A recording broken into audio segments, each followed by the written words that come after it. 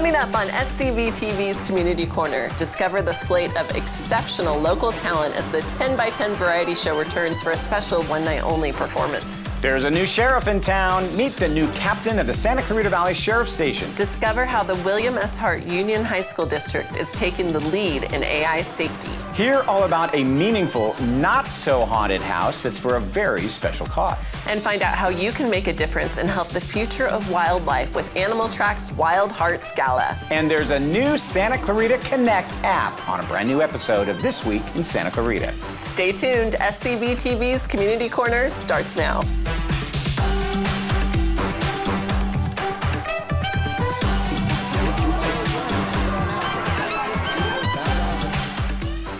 Welcome back, Santa Clarita Valley, to SCVTV's Community Corner. I'm Carrie Lujan. And I'm Dave Caldwell. It's spooky time. Let's get right to it because look at this set. It says boo. Look at this. This is great. Hey, shout out to Ellie and to Jenna, a.k.a. Genevieve, and to Pearl for putting this all together. They did an incredible job. It's amazing, the lights and everything. Yeah, with Halloween right around the corner, Spooky.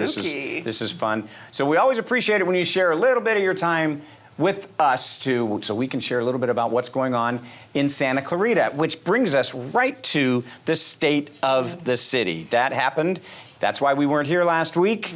Tell us all about what happened. It was an amazing event, and we are fortunate to get to celebrate all the good work the city does on behalf of our residents every day, thanks to the leadership of the City Council, and we have a little fun too. I recommend you check out the videos to get updates and learn about all that great work, but then check out the silent film. My team spent a lot of time working on it. Shout out to Robert Cruz for editing it. It is amazing, and there is some incredible action happening in there. We got a horse, we got a train robbery, we got bottles being broken over people's heads. Make sure you check it out. It was a really fun event. That's cool. That's cool. Now, you were a really busy girl last weekend, too. Yes. You went to a lot of the nonprofit events that we had. Circle of Hope had the Happily Ever Afternoon Tea. Tell us a little bit about that. Well, it's always exciting when we have the guests on our show talking about the event and then getting to see it in person. And this one is one of my favorites because the table decor is amazing. Alex Savizzi decorated the table that I was at. It was an Alice in Wonderland theme. And I did dress up like the Cheshire Cat. And I have to say, I know I'm biased, but I think my table's costumes were the best because we were all Alice in Wonderland. But it's such a special event and so meaningful. Sandra Mitchell, who's with KTLA, spoke about her own personal journey with breast cancer. So it was very inspirational. It was fun. It was delicious with some tasty food from Wolf Creek. So all around, it was a great event. And you also went to the Finally Family Homes Poker Tournament. I did, and I didn't take any pictures of video of this one because I was incredibly nervous, but I got to see their Oasis Center where they welcome in the kids who are aging out of the foster system. I got to see the area where they can go and pick up a snack, get some necessities that they need, and I did get to play poker, which was very intimidating, like I mentioned, but I had a lot of fun, and I highly recommend going. Everybody was so nice, even if you don't know how to play. It was a really incredible event. And if you're kind of curious about what we're talking about, Finally Family Homes, Circle of Hope, you can always Google search for SCVTVs and the segments that they were on for Community Corner, so that you can get a little bit more idea about what the good work is that Circle of Hope is doing, Finally Family Homes, as well as the myriad of other nonprofits that are going on. All right, so it is Halloween, as you can tell, and so it is time for us to do part of what we do here. Do you need to? No, I just have one. It's fine. You just have one? It's fine. I just have one. It's okay. like, it's what we do? Yeah, it's fine. Okay. It's fine. It's how it's supposed to be, right? Well, it is. You're always number one, and I'm always number two. Sorry. I'm not going to say anything further about that. And we're going to do a costume contest or something. So let's go to the booth. Tell us what's happening. Hello. We are doing a little costume fun today.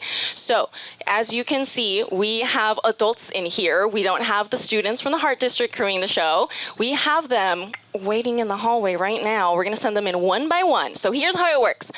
Each student is going to be in a costume. I'm not going to tell you what the theme is because I want you guys to figure out what the theme is, okay? So the students are going to come in and they are going to go into their spot and you're going to guess what they are. Okay. The only thing I'm going to tell you is that it is related to SCV. Okay. Okay, it is related to SCV. You guys are gonna figure out what the theme is, but the kids are ready for you. Send them in. Here we go. And Ellie, when we figure out the theme, and it's going to be Carrie that's going to figure out the theme. So when Carrie figures out the theme, then she just shouts it out. Yes, whoever figures out the theme, shout it out, and I will tell you yes or Okay. no. Okay. All right, Let's let's see our start. first, All right, our first here we go. costume. This is great. It's a potato. It's an S. It's a wrapping potato. Nope, keep going. It's a wrapping.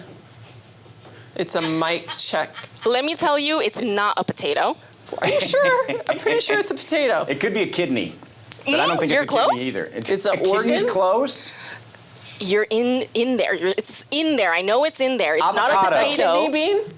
A wrapping bean. What's another word for rapper? What's Or a another word host? for rapper? A rapper, a host, a DJ, the person who is hosting a ceremony. MC. It's a MC bean. What does that mean? MC Bean? McBean! Oh, Big Yes. Wait, is the theme Santa Clarita Streets? Eggs. Yes, it is. Bean! Nice! Bring us another one. Okay. Let's go. McBean. Now we've Okay. gone to that. Okay. Wow. I don't think we ever would have figured that out. I hope that was not the easy one. All right. That's Okay, but now we know. Oh my. A patriotic granny. The old road. You got it. Dave! Brilliant! The old road. Brilliant! Sorry, Jane. That's all you get. So there's not a patriotic granny road? Weird. Weird that we didn't Well, name a road that. You've got some pull at the city. You can name the not next the city. old road you can anymore. name the next city It's Patriotic Granny Road. Road. Okay, that's perfect. All right. Okay, here comes the next one. So there's 5, right? So there's Okay. 2 down. Here's a third. He's a lawyer. Book of Law. Law With hammer. snowflakes. This one's, we threw this one in to kind of, confuse you a little. But I know it's in there. I know you guys know what this it's is. working. A snow. So judge. Snow judge. Okay. So judge. Where does the judge work? Courthouse. Okay, you got the court part. Now Court. think about the Snow court. Snow. Oh, Wakefield Wonderland Court. Yes, you Oh, got it. that's a great pull. Carrie Lujan. Oh my gosh, from half court you sunk it. That was Wow. great. I'm still confused how that all adds up to Wakefield, but I will take it.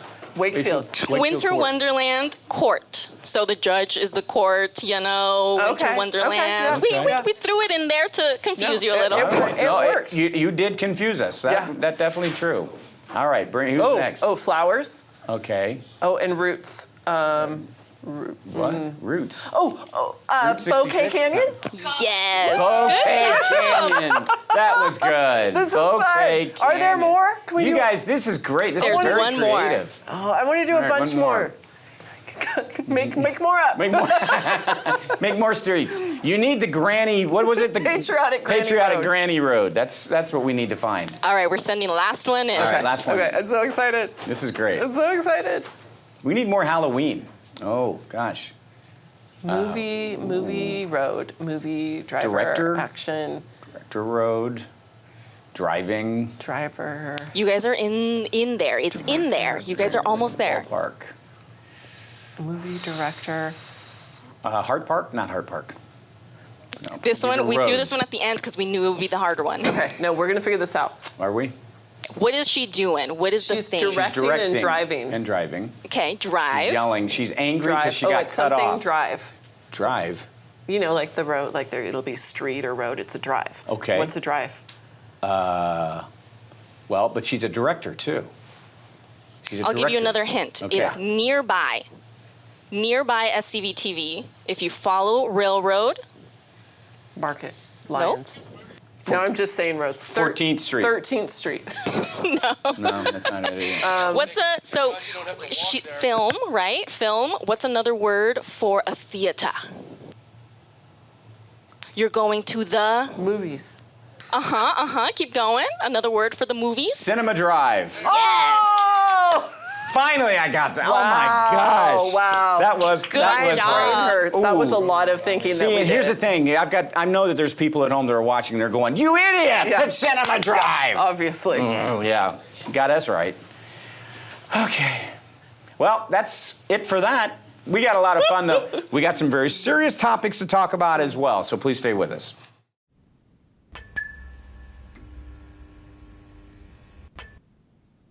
Welcome back to SCVTV's Community Corner. There is nothing better than a variety show that highlights local talent. From show-stopping belly dancing to side-splitting humor, the Santa Clarita Valley is ripe with amazing and creative artists who are more than ready for their close-up. So joining us today to tell us what to expect at the 10 by 10 variety show at the Main, a special one-night-only event, are award-winning belly dancer Marta Kunstas and comedian Jeff Frame. Thank you both for being here. Thank you for having us. I'm not the belly dancer. You're not the belly dancer. That's good to know.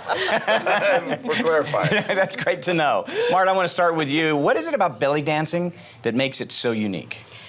Well, for me, it's such an ancient dance, and it has so much behind it that I love to teach it, I love to dance it, and just show the audience what other varieties there are there. It's very spiritual for me. It's kind of like bringing out the goddess.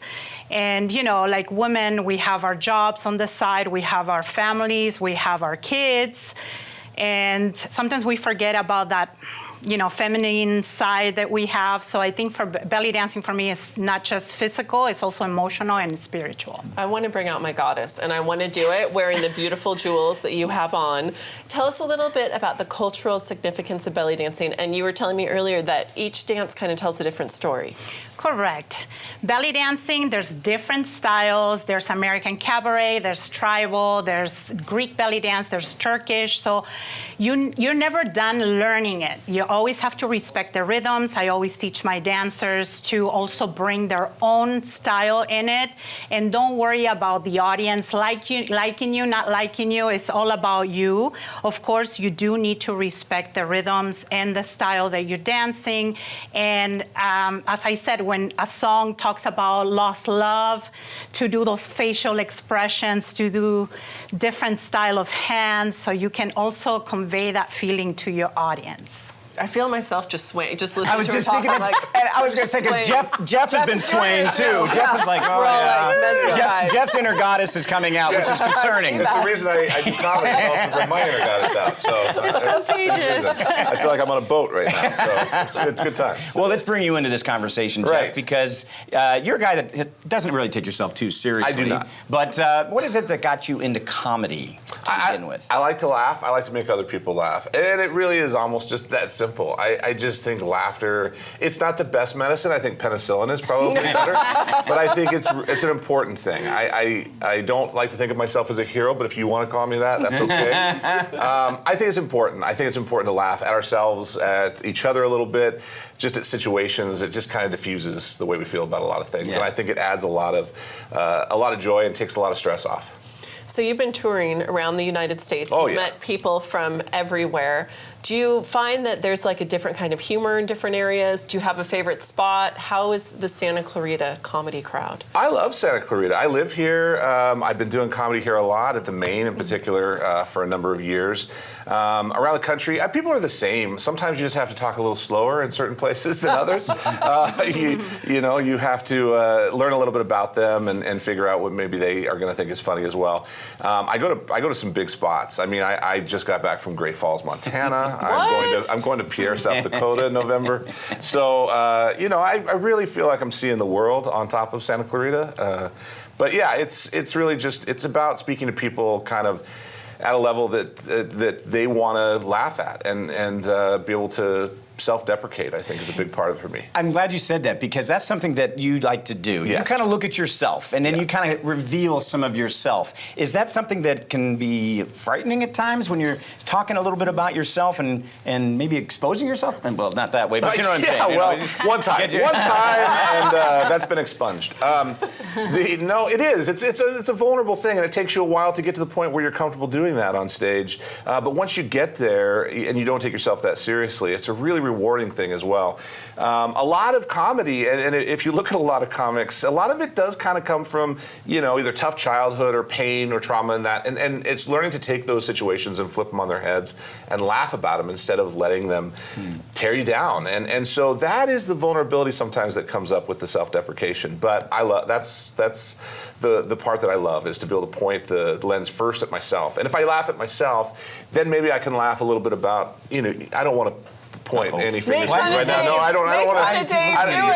Do it. You know, I mean, someday I hope the whole goatee comes in. But other than that, that's.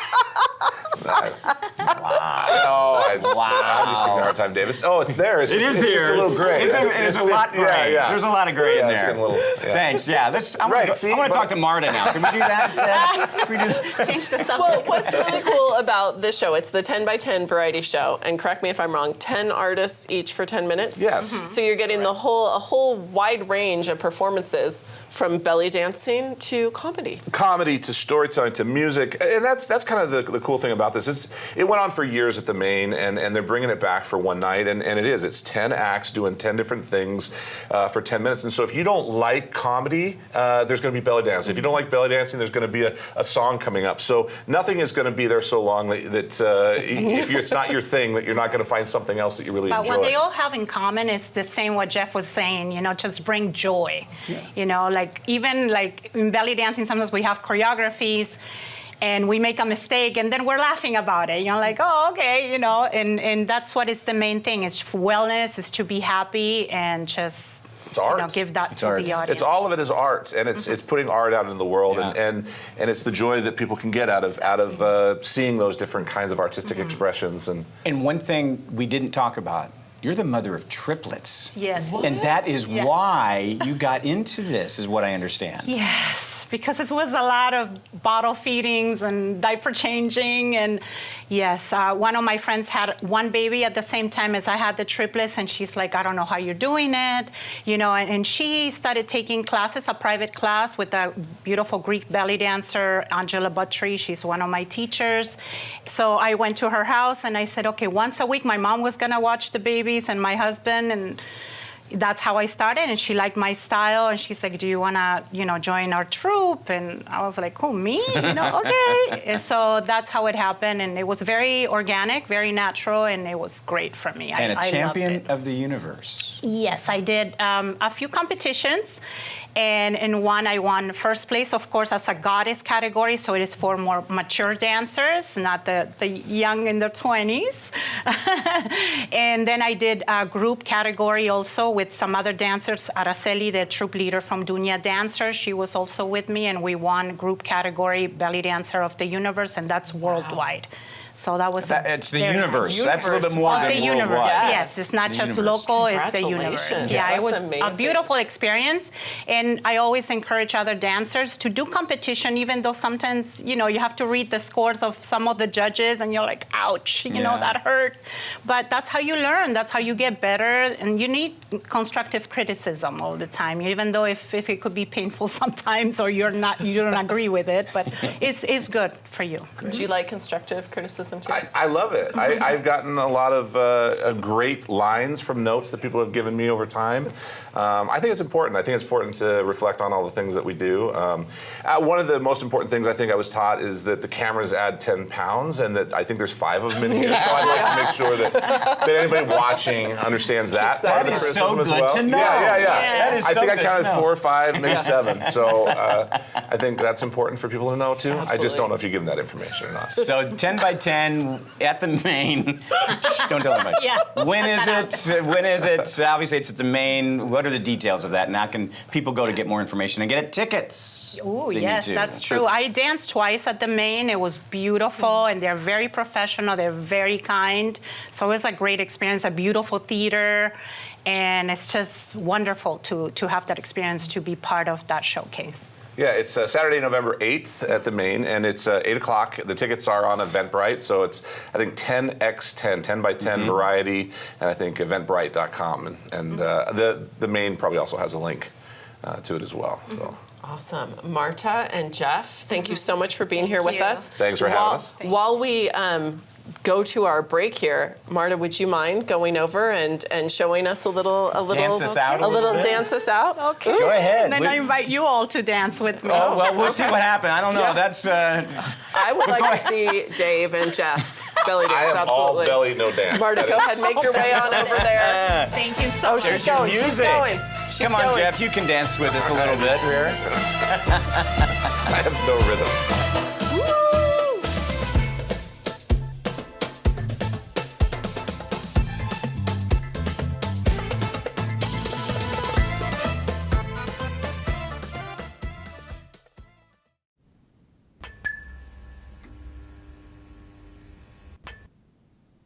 Welcome back to SCVTV's Community Corner. The Santa Clarita Valley Sheriff Station has a brand new captain, and we're honored to have him here today to tell us about his new role and what he'd like to bring to the community. Captain Brandon Barclay brings with him nearly 2 decades of law enforcement experience with the Los Angeles County Sheriff's Department to his new post. Captain Barclay, it's great to have you on the show today. Well, it's an honor to be here, and thank you for the gracious invite. Of course, and it's really important. The city is, it's a big deal for you to come in and be this. I know that you have been with Santa Clarita for the last few years, but can you give it a little background for people who don't know who you are to kind of fill them in a little bit about your experience? Yeah, absolutely, and thank you for the opportunity. So I do bring nearly 2 decades of law enforcement. I've worked Palmdale, Lancaster, Santa Clarita. Santa Clarita is a sergeant here, ran a summer team back in 2015, and then worked there for about 2 years as a field sergeant, and then transitioned to a mental health evaluation team sergeant, where I supervise the division, which is from Malibu to Lancaster, so 5 stations for mental health. Mental health wasn't always my passion, but I found there was an opportunity to help a lot of folks in the community with mental health. Initially, when you're a young deputy, it's the exotic arrest, the guns, the drugs, and the pursuits and things, and then you realize you can actually impact folks in the mental health community. I was a detective as well, crisis negotiator, and I look forward to sharing my experience not only with the community, but also with my amazing staff that we have at Santa Clarita, and the deputies truly care about the community. So. And Santa Clarita is always ranked as one of the safest cities in the nation, and that's in no small part thanks to you and our deputies that you mentioned. Coming into this role, how do you want to maintain that reputation and keep Santa Clarita known as that? You know, it's such a tremendous reputation to have, to be one of the safest metropolitan areas, not only in the state, but in the nation. You know, we have about 310,000 people that live here. And just to maintain the trajectory of the safety and a great place to raise families, the great schools, the parks, the tremendous job the cities does, and then that collaboration that they have with the Sheriff's Department and other local nonprofits, it's just fantastic. My commitment is to public safety. It definitely is, whether it's burglary, curfew issues, e-motorcycles, these type things. We're looking to make an impact. So. Homelessness is an issue throughout California, especially in Southern California, and in Santa Clarita, we're not immune to that either. What is your approach to the homeless outreach? Yeah, so great question. According to the last count by LASA, which is the Los Angeles Homeless Service Authority, the count in Los Angeles County was 72,308 individuals that are homeless. Wow. We are the 3rd largest city in LA, so it's LA City, Long Beach, and then Santa Clarita, as we mentioned. According to the last point in time count, which was conducted on or about February, and the report was released in July, we have 132 homeless that live in Santa Clarita. And this is a count which has a mild margin of error, plus or minus. They see a tent, they count it as, they call it a dwelling multiplier type thing, or they didn't actually count folks. So we have about 132 folks that are homeless here or experiencing homelessness. Half of those are sheltered and half of those are unsheltered. When I say sheltered, I mean RVs, I mean makeshift buildings, tents, these type things. So homelessness is something that's very important to address. As you know, sometimes there's a synergistic effect. Sometimes people have drug addiction. Sometimes there's mental health issues and these type things. And our goal is to offer these folks services to where they can get the help they need, and instead of incarceration. As you know, our jail population, we have about 13,500 inmates, and 5,000 of them are mentally ill. And not to say that all persons experiencing homelessness are mentally ill, but our goal is to keep them from incarceration and get them programs, whether it's working with local nonprofits like Bridge to Home and other things. So great question, and we addressed it. We just had these last rains. Our team, our crime prevention unit, was out there to offer them services and to ensure their safety to where they can get out of the wash. As you know, we have the Santa Clara, not the Santa Clarita, the Santa Clara. Everybody gets it confused. We wanted to make sure that they had resources to get out of there and be safe. So. One of the big concerns that we see on social media, and people are talking about it around town, is all these darn kids on e-bikes and e-motorcycles. What is allowed, what's not allowed, and what can you guys do about it? Yeah, so great question. And as a matter of fact, we just had our virtual deputy program come up, and we've had calls for service there. So it is a very contentious issue. I heard about it in City Council, and let's talk about it. Let's talk about e-motorcycles, and let's talk about e-bikes, okay? So e-bikes, class 1, 2, and 3. Class 1 and 2 go up to 20 miles an hour. Class 1 is pedal assisted. Class 2 is pedal assisted and throttle assisted. And Class 3 goes up to 28 miles per hour and typically requires a speedometer. Okay. E-motorcycles, oh my. Now these are your expensive $4,000 Sauron type bikes, which are actually classified as a motorcycle. Now these things can go up to 70 miles an hour, which means that it requires an M1 driver's license, right? So you can drive a motorcycle. It requires a helmet. And all the rules of the road apply to an e-motorcycle. Now, the e-bikes, these things are 28 miles an hour, and one of our complaints that we get is folks are riding on the paseos and they're driving fast, and I'm walking with my stroller, I'm going for a jog, I had my headphones in, and the kids zip by me, and it's unsafe. Well, e-bikes are allowed on the paseos. They are allowed there. And bicycles are actually allowed on the sidewalk. And that's by state law? Yes. That's by state law? Yes. So as a young proactive deputy, before it was state law, I used to go out and enforce it. And then, and now, I believe it's 21633 penal code or vehicle code. You know, I don't want to give you the whole nomenclature of the vehicle code, but I do recall enforcing it, but now we don't. So you're allowed to ride a bike on the sidewalk, but we do encourage safety first, right? So if you're under 18, make sure you have your helmet.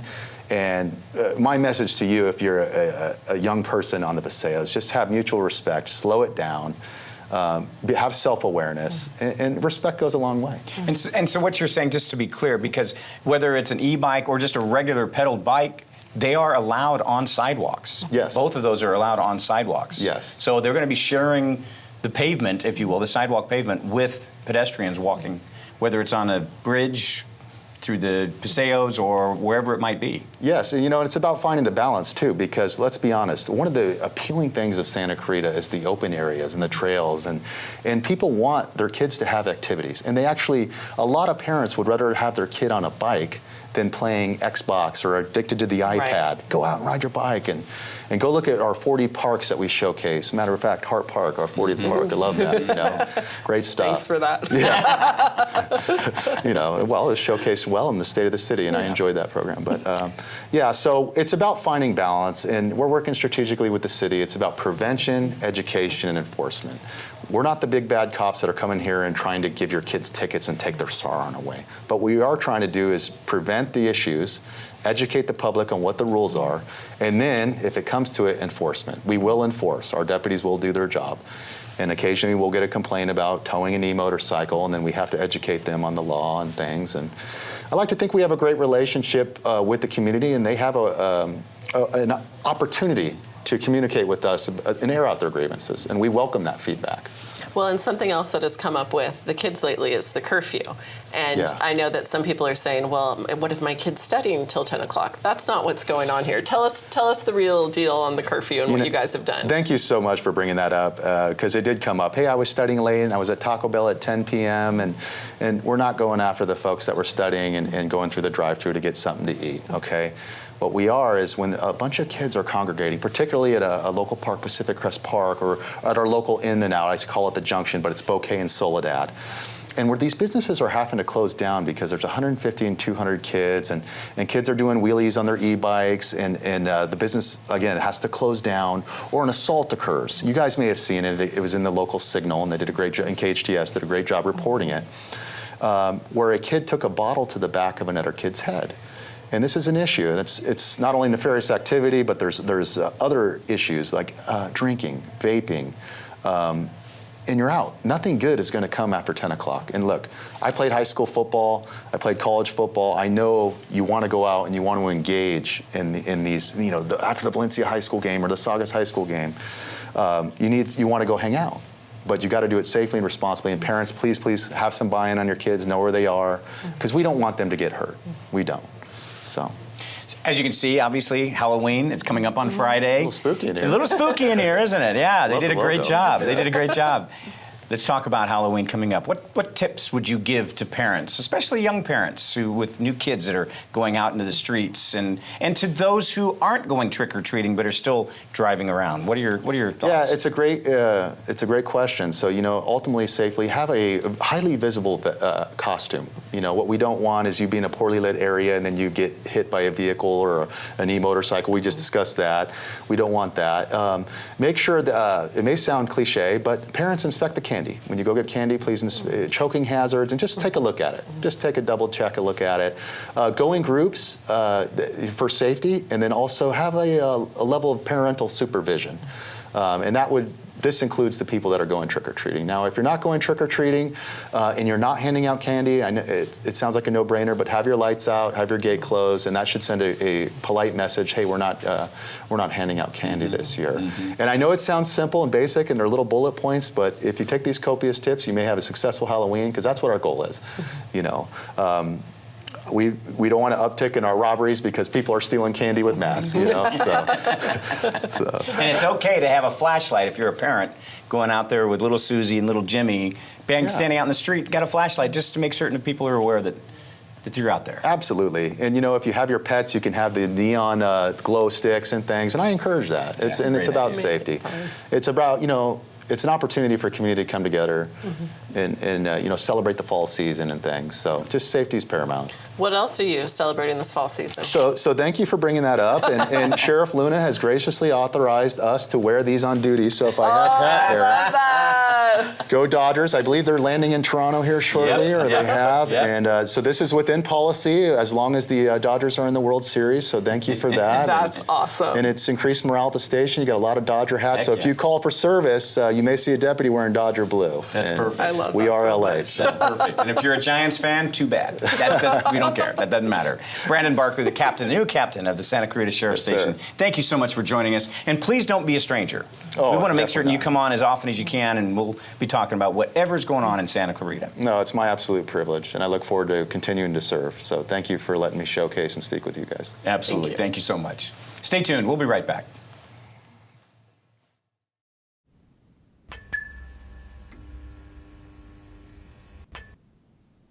Welcome back to SCVTV's Community Corner. There is no doubt the emergence of AI has transformed the way students are learning. While it does have its benefits, some educators say AI can do more harm than good. That's why the William S. Hart Union High School District has created an AI task force to help strike the right balance between responsible AI usage and over-reliance on this emerging technology. Joining us today to give us a glimpse into this new task force are Jason D'Autremont, the principal of Hart High School, and Casey Cooney, the teacher at Valencia High School, who is also the 2024 California Teacher of the Year. Gentlemen, it's great to see you again. Thanks for having us. Thank you for being here. It's really fantastic. Jason, I want to start with you because AI is obviously a very controversial subject. Tell us what prompted the Hart District to create an AI task force. So the Hart District's always been on the cutting edge of technology and educational features for our students. And at the end of the day, this is what we are targeting, making sure our students are prepared for when they leave us in high school. Next semester, in the spring of 26, we'll be opening up something called Google Gemini, which is an AI feature through the Google platform that students will have the ability to use. We, as a Hart District, thought it would be best to make sure our teachers and our students will be prepared for this rollout. And so we created this task force with a lot of smarter people than I when it comes to AI and technology, that we would make sure that our staff and our students and our parents are informed about what we would do with AI. And I'm so curious how it's already being used in the classroom, because it has so many functions and features, and I love using AI for so many different things, even just asking it random questions. But share a little bit more of how it's currently being used. Well, I mean, that's pretty much Casey's wheelhouse here when it comes to AI in the classroom. But what we did as a task force before that use is created guidelines and some safeguards that we wanted our teachers to feel supported with, to make sure that they knew, or that students knew what or how to use it in the classroom. So I'm going to give Casey the opportunity to talk about some of the ways he uses it. Yeah, so I'm using it quite often, directly, getting kids into it, teaching kids to use it as a thought partner, and to teach them to use it as a skill to learn rather than something to cheat. So one example will be, just the other day we were working on a grammar divide parallelism. So I asked ChatGPT to make me a quick prompt that would create a parallelism tutor, where it would give them 3 wrong sentences, they'd have to correct them, and they would go through 4 rounds, and at the end it would give them a little score, and then they would, I'm not grading this is practice, but they're all engaged. I could even say, and make all of those sentences about Star Wars or the Marvel Universe, or whatever. So I can personalize it like that, which is incredible. Or we had a Socratic seminar recently, and so I would ask them a question, and then they had to handwrite their answer. I am doing more handwriting on paper than I have in years.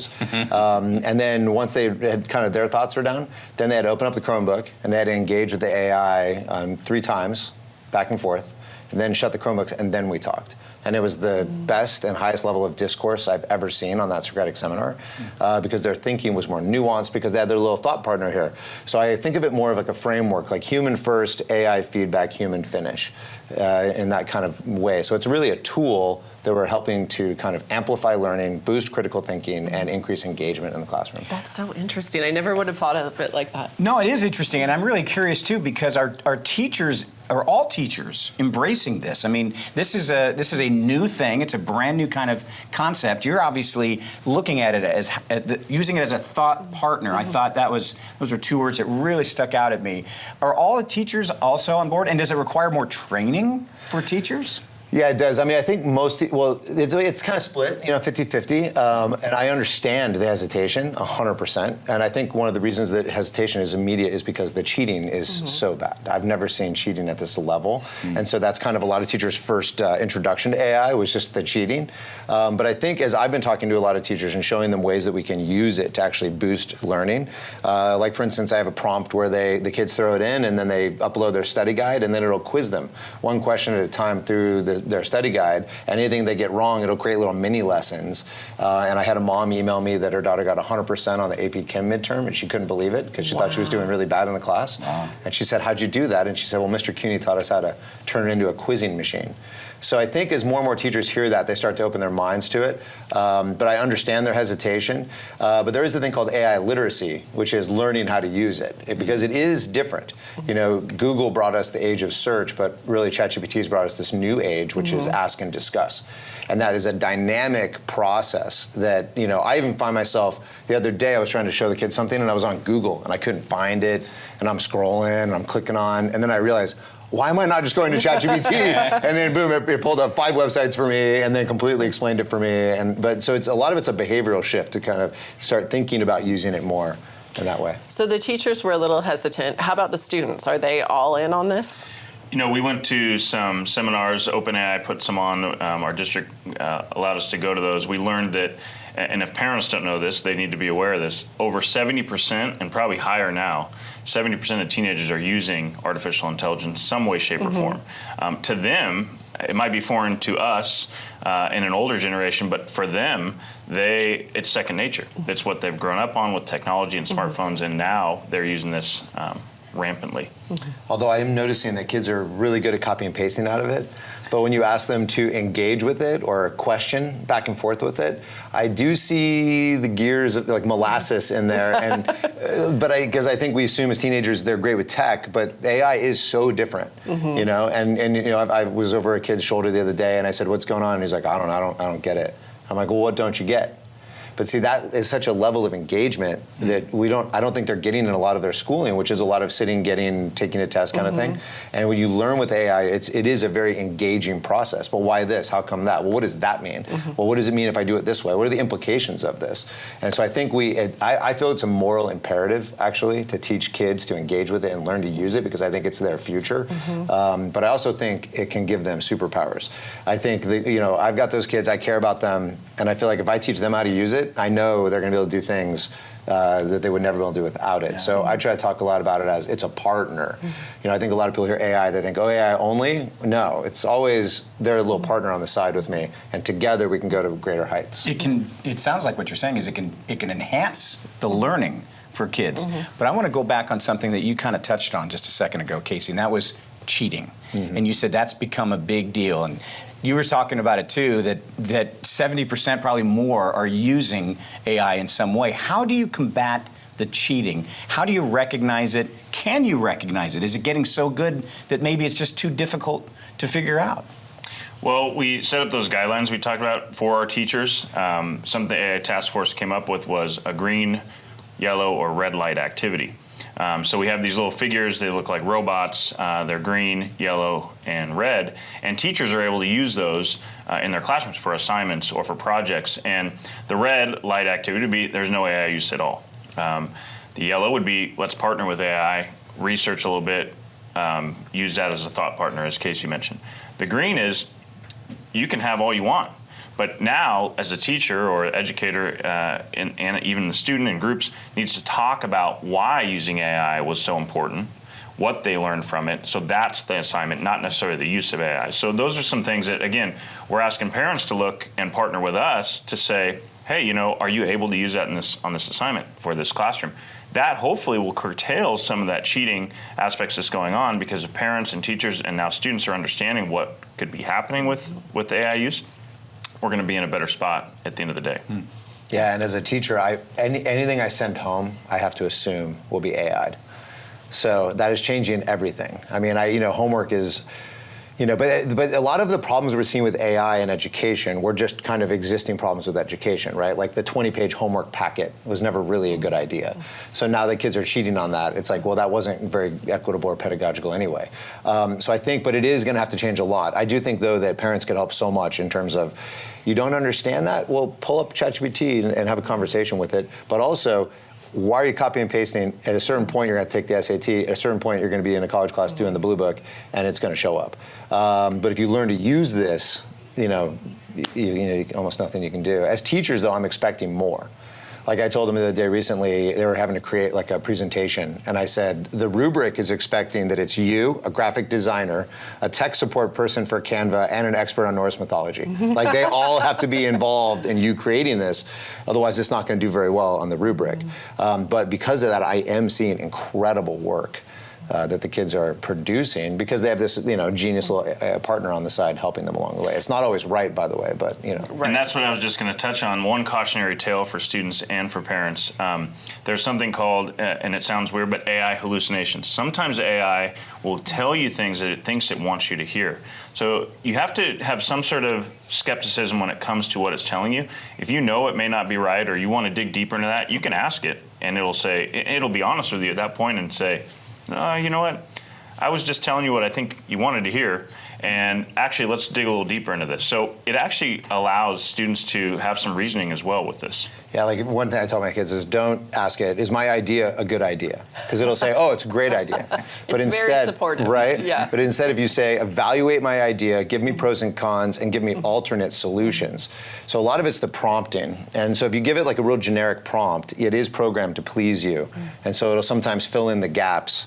And if you lead it like, leading questions, as they would say, you'll get a lot of confirmation bias coming back. Well, and in the same way that it helps kids as a thought partner and giving them information and helping them clean up their writing, teachers can also use it, correct, to see how much they're using it. Aren't there programs that you can run the article or essay through to see how much?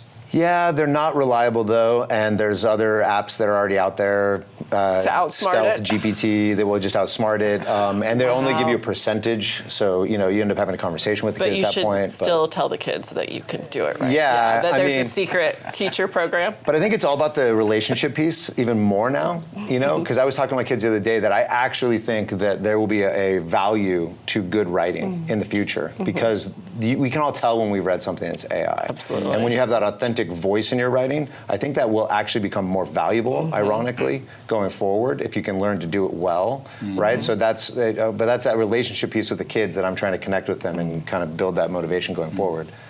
But yeah, it is a concern. But then there's the audio stuff coming too. So imagine if a kid reads, supposed to read chapter 4 of the book or something. They come in, I say, put on the headset. You're going to have a 5-minute interview with the AI, and it's going to basically find out what you read and what you didn't read. But then it's going to be in my ear going, even the kids that read it missed this whole symbolism thing, and then I can immediately address that in the moment, rather than taking that quiz home at night, reading it, not addressing it for 2 weeks later.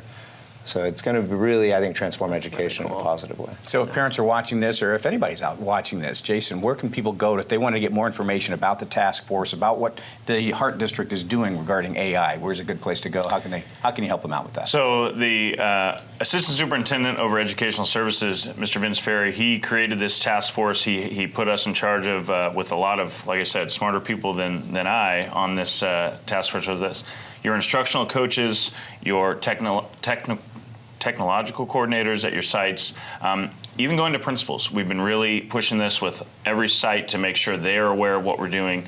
Start with your principal. If your teacher is open to having these conversations as well, I'd encourage you to have that dialogue with your teachers. But at the end of the day, have that relationship with your son or daughter to make sure they are telling you what they're doing, what they're seeing, and how they're interacting with this new technology. Awesome. Thank you so much, both of you, for being here and sharing all of this with us and with the parents and the students. It's so interesting to see how it's being used in schools. Thank you. Thank you again for having us. Of course. Stick with us. We'll be right back.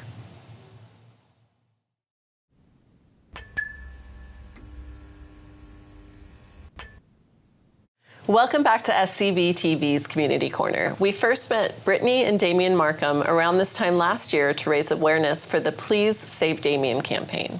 Damian was diagnosed with ASMD type A, which is often referred to as baby Alzheimer's. He was not expected to see his 3rd birthday, but now he is 6.5 years old, and Brittany credits that to the treatments he's currently undergoing. And we're happy to have them back here with us today to tell us all about this year's Damian's Not So Spooky Haunted House and Bake Sale.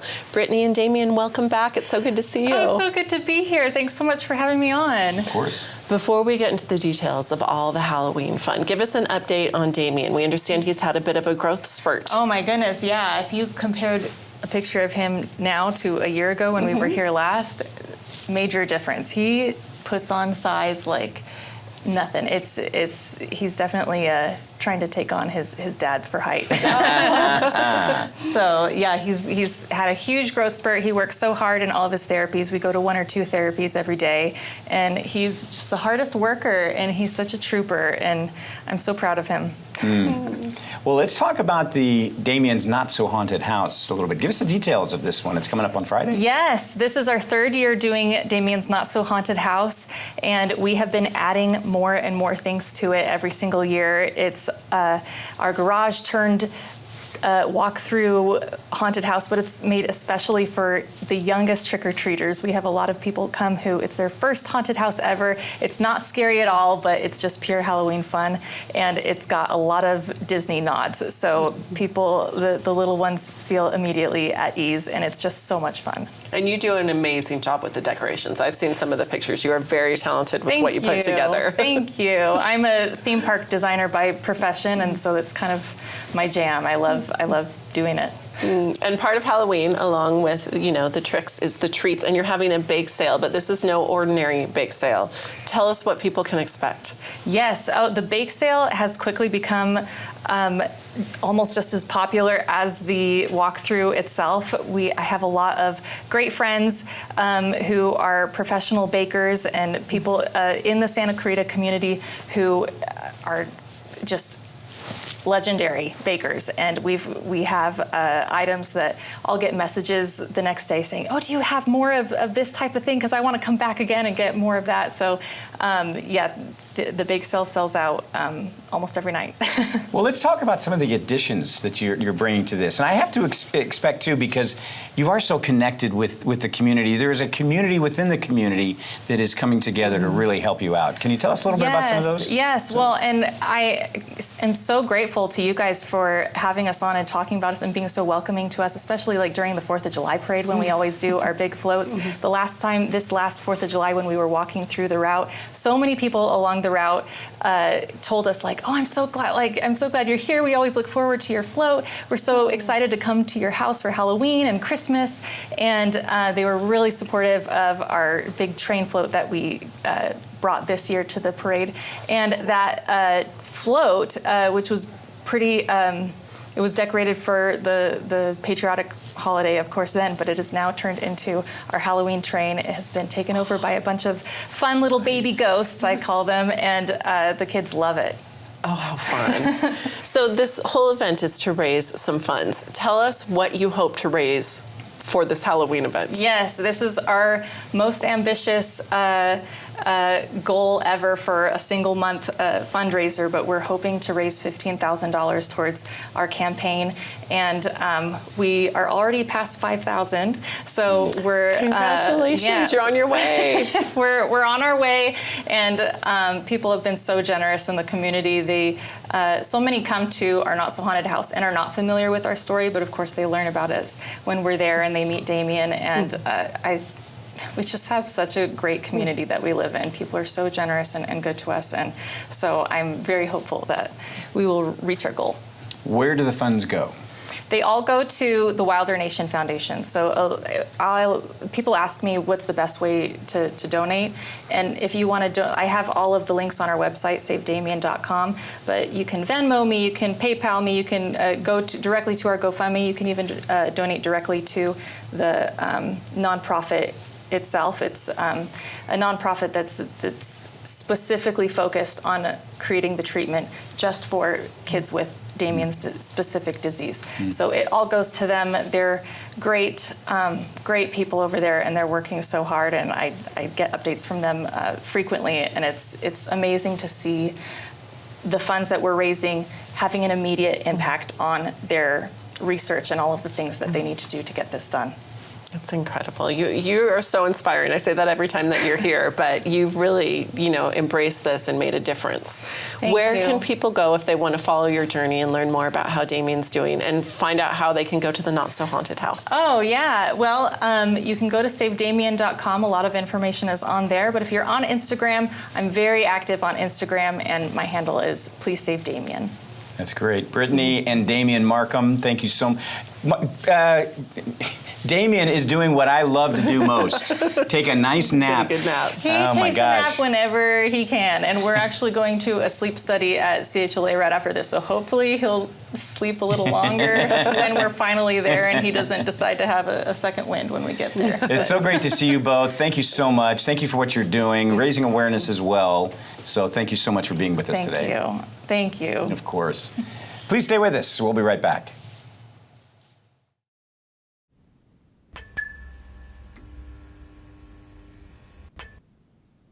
Welcome back to SCVTV's Community Corner. We in Santa Clarita are lucky enough to have the only sanctuary in California that's directly raising awareness and educating the public about the illegal wildlife trade.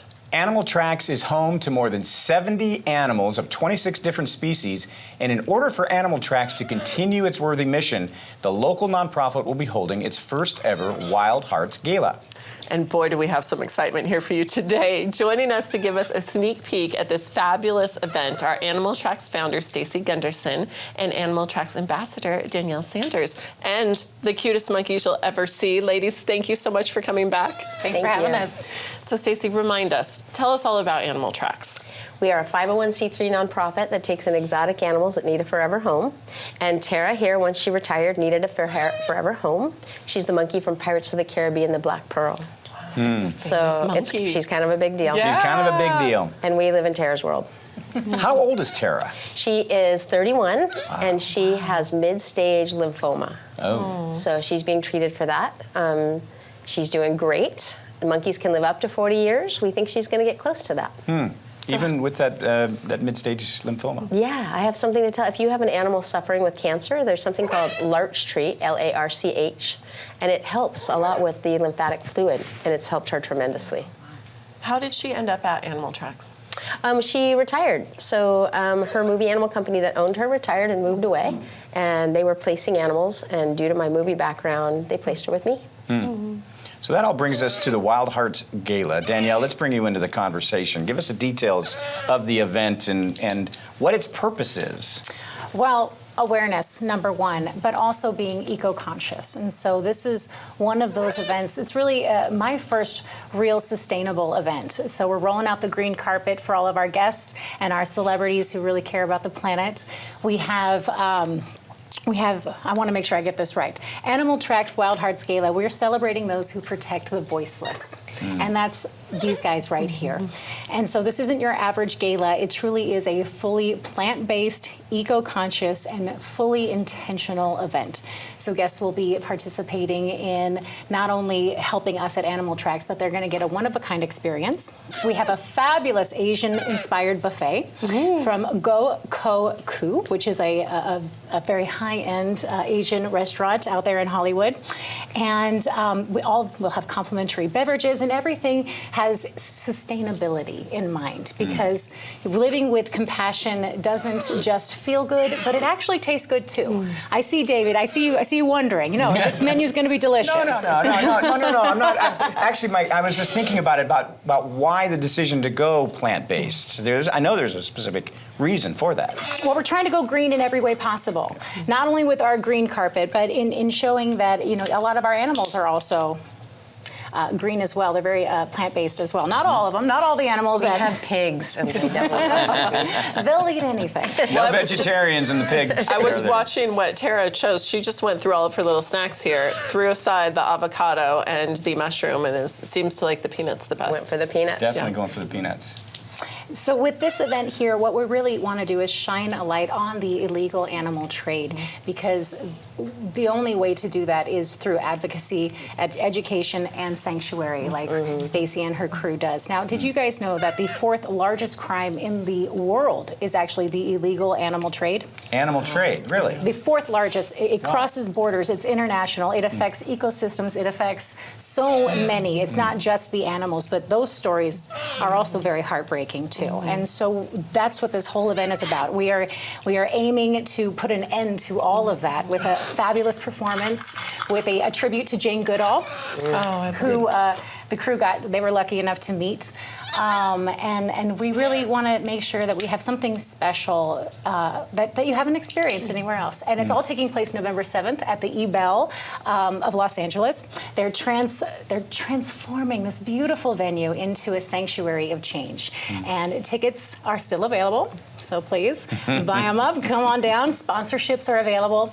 And if you can't make this event with us on November 7th, that's okay. You can still participate by being one of our monthly donating givers.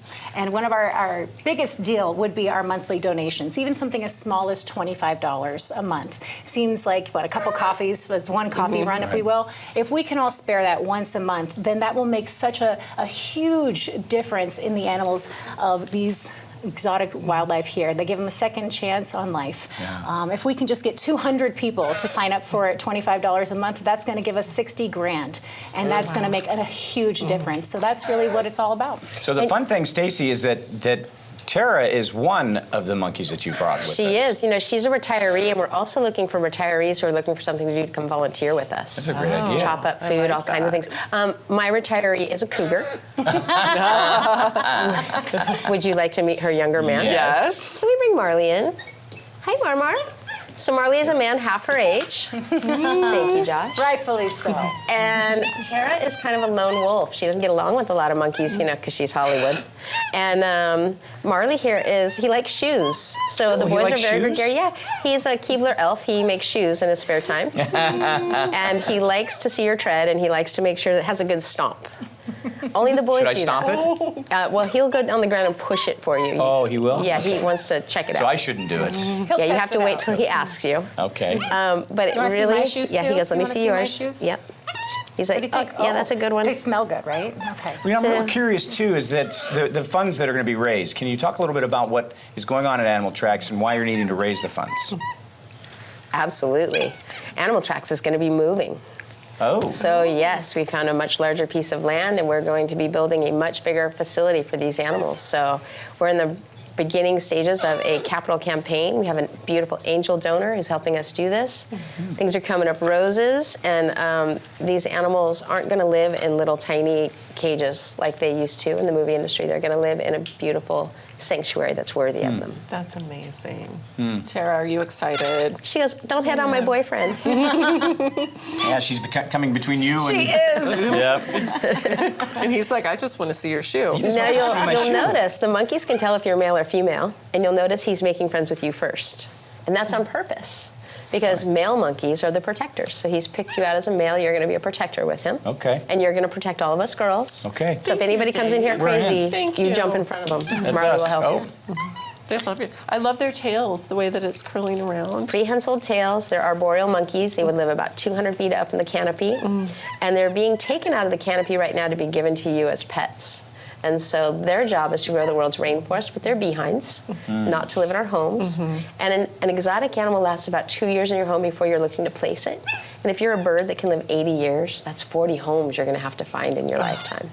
So literally, go see them in Costa Rica, where they're growing the world's lungs, keeping the jungle alive, and don't incarcerate them in our backyards. All right. What do you think? Going to open a present? You'll notice that they're acting like they're not dating, but they are. How is it that they're dating? What are they doing? Well, she kind of bosses him around. I don't know that they're actually dating. He just cleans her house and washes her car. So normal relationship. The normal, yes, exactly. Does the shopping. Yeah, that sounds good. And so there's more There's that more. you've brought. How much more would you like? Well, All of it. yeah, all of it. Let's bring them. All right, It's a we'll whole bring 'em. family that you've brought. It is. I brought you the whole family. All right, well, we're going to take Tara because Tara doesn't get along with the family. She's that Okay. one. Okay. And so what we're going to do is we're going to take Tara out and we're going to bring in the family. Okay. Come on, love. We're not done monkeying around. Look at Well you. played. Well played. Come on, love. How did you get involved with Animal Have him Tracks? out here just so they can use their She's a hall. cheerleader for so many groups up here, and it's really her actually. And I fell in love with it too because it's truly a labor of love what those people do. They're literally shoveling poop every day. They're doing all the dirty work. It is not glamorous at all. And so I'm like, well, how can I help in any way? So I'm just trying to be a mouthpiece for them. That's awesome. Yeah. So that's amazing. Yeah, this year, this event technically isn't mine. I'm not producing it like I did Abracadabra last year. So I kind of took on more of a media role with them, and I was like, well, let me get out there and bat for you. So That's awesome. yeah. But it's so special. Like you said in the beginning, it's who has this in their own I know. backyard. I know. Yeah, more people should know. All right, so Stacy. Come on in, Stacy. You've got right. another family This here. is incredible what's happening here. Now, I don't know if you can hear these noises, but they're called weeper monkeys. And you have to get off the couch. Yeah, you have to get on the table because we don't want you right for to the treats. poop on the couch. This is amazing. Yeah. So that's Sprout. That's the one I told you was probably going to hug you and touch you. Okay. And then this is Luke Skywalker, everybody. He is our intact male. He's the most masculine male that we have. What does that mean, intact? When you Well, say the intact? second you decide you want a monkey as a pet, if it's a boy, a lot of times they take the boy parts and they take the teeth, which takes everything masculine away from the monkey. Understood. And they live in a patriarchal society, so it does a lot of mental damage to the monkey right off the bat. This monkey got lucky. He has his teeth and he has his boy parts, and all the girls at Animal Tracks are crazy for him. Obviously. My baboon's in love. Oh. Do they like to be petted? No. Okay, because I feel like they're coming over to me and I just want to, but I will. What is an appropriate way to interact with them? Not to interact. Okay. So it's really up to the monkey. The monkey has to choose you. So as a human, of course. Dave's getting chosen again for his Yeah, shoes. you got good shoes, I gotta say. Apparently. What happens is it's not a dog, no domestication. So when you try to pursue the monkey, it's like something is pursuing them in the jungle and is gonna eat them, and they it's don't very want that. scary. And so they don't like people that pursue. People can come, the public is invited to come out to Animal Yes. Tracks. We haven't really talked about that. Let's talk a little bit about that. Yes. Because people can come out and they can interact with the animals Yes, we want to to an get extent. we want to get to people before they get the monkey, because once they get the monkey lives incarcerated. So we want you to go get dogs and cats. That's what we want you to get. Clean out the shelters, and we want you to love the monkey from afar. So yes, you can bring your children. We do something called little trackers for little kids who are just meeting animals for the first time. Then we have these tours called public tours, VIP tours. We have kangaroo yoga. You guys like yoga? Oh, of course. Yeah, I have 2 kangaroos that like it as well. Move over, Amazing. goats. Amazing. I feel the need because I keep have my feet pulled up. So I'm just gonna get comfortable here You and have just made relax. mistakes. He's going to check them out and give you a certificate of completion. Yeah, those Which are one good is shoes. Boo? Because we had Boo. This is Boo. So Boo came from a family that worked for Wayne Newton, and so he was the Wayne Newton monkey. And he loves Christy. He does. Yes, he does. He is our most human-like monkey. Not that monkeys are human, but he picks up on women. And Well, then the this- last time you had Boo here, and Carrie became one of his We bonded. favorites. Well, one of the things that happens is Boo doesn't like other monkeys that much. So Boo didn't grow up with other monkeys, and so he's kind of shy. He's a one-man show, and he likes to have first choice with the ladies. When it gets a little crowded, Boo leaves the room. And So he right likes to now be what you're seeing is Love. This is Sprout, and she's telling Danielle that she loves her. while And eating. While eating, yep, all kinds of but things. what are we eating? Because those are moving. Looks like mealworms. Oh, yeah. Oh, good. They're yummy worms. And what do I You what's have our- happening? Oh, he's going to The take other your boy microphone. monkey. This is Marley. Hi, Marley. And once again, you'll notice both boys picked you due to your masculinity. And you are okay. now a team, and they expect you to come watch the Super Bowl with them this year. Let's go. I'm in. I'll even bros host. now. I'll bring the peanuts. How about that? Can I do that? Yeah. So when people come to animal tracks, do they get to have an experience like this? Do they get to get Not like this. close? So we don't want people to go pet buffalo. We don't want you to think it's safe to go to the jungle. Monkeys that aren't taken care of and don't have vaccinations can give you tuberculosis and encephalitis. They're dangerous. But these monkeys are well taken care of medically. We want you to respect them from afar, and a monkey can get upset very quickly. Now, we do have things like donkeys and horses and pigs, those things you can play with. Those are good companions. This is a great animal, but not an animal companion. This is an amazing experience for What us. is the number one thing that you want people to know about animal tracks? When you see people on social media with a monkey swinging through their house, that encourages people to go buy monkeys in the wild. And we're literally plucking them out of the wild, which is stopping the growth of the rainforest. And the monkeys are normally euthanized by the age of 3 because they bite a human. So it is, if I could change anything in the world, it would be that you don't give the false impression that this is a good pet. And so this is why Wild Hearts Gala is so important, to be able to raise funds for animal tracks. You have the new location that's coming. And one more time, Yes. let's tell us about, one more time, the Wild Hearts Gala. Yeah, the Wild Hearts Gala is taking place on November 7th at the E-Vel of Los Angeles, and it's actually going to be honoring not only wild hearts and wild heroes and wild possibilities, but we're also going to be having our first ever Wild Hearts Award. So we are very excited. It's a jam-packed show. There's a lot to see. There's a lot to do. But like we mentioned before, if you can't make this gala, which we would love you to be there, it's going to be fabulous. Dress up with this wild elegance. We want to see it. But if you can't, please just come out to Animal Tracks, because this experience here, although you might not have monkeys climbing all over you, every single tour is unique and it's one of a kind. I've been many times, and each and every time we go around and we learn all about the residences there. We learn about their stories. We learn all about what they do for the world and the rehabilitation cycle, from rehabilitation to the long life that they're going to have at the sanctuary. And like we mentioned before, Tara, who's taking a break, she's our diva. She is suffering from medical issues, and that is not cheap. You know, you've taken your dog or your cat to the vet. Imagine taking a monkey. It is not cheap. So we want to make sure that this labor of love continues, because something like this in our backyard is so incredibly special, and we need to revere it. And even though the monkeys don't crawl out on you when you come, they are only 6 feet away like this. Yes. So there's no So barrier. You're not cool. looking through a cage. What an And- amazing yeah. experience. Yeah. Yeah, and there are animals you can pet, obviously, not the monkeys or the wolves, but we do have 70 other residents there for you to enjoy. I'm glad he's We feeling need to- comfortable right now. Yeah, we need to get this shot of Dave with his friend, because Oh, this you've is got a just kiss. You know, Dave, I need amazing. reading I got a glasses. kiss. Oh. Well, that's great. That's pretty special. Stacey Gunderson, Danielle Sanders, Christy, you're joining us on the set. Thank you guys so much. It's an important cause. Really special that you guys were able to come on today. I don't want you to leave. This is so cool. This is a lot of fun. Your business is now monkey business. Yeah, look at you go. Well played. So your shoes were much more entertaining than mine just a moment ago, but He is a man after my own heart. He so. appreciates the shoes. Loves the good shoes. Yeah, and a microphone apparently. Those Yeah, are the that's things right. that he was into. Stay with us. We'll be right back.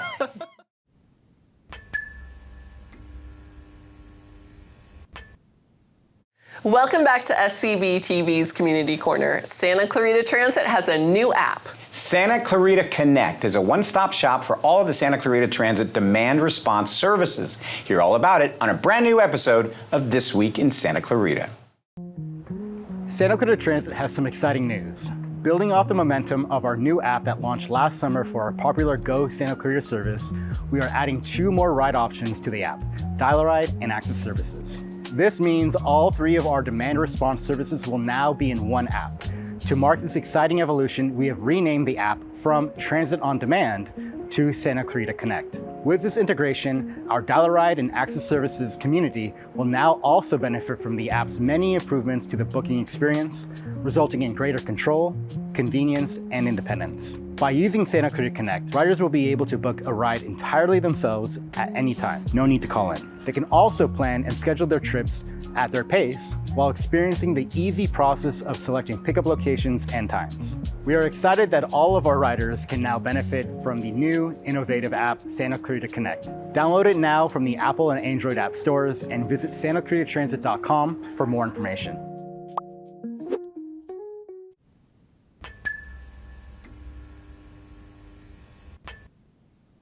Thank you so much for joining us today. Make sure to tune in next week and every week for another episode of SCVTV's Community Corner. Check out all of our past episodes and segments at scvcommunitycorner.com or our Facebook at SCV Community Corner. Thanks so much for watching. We'll see you next time.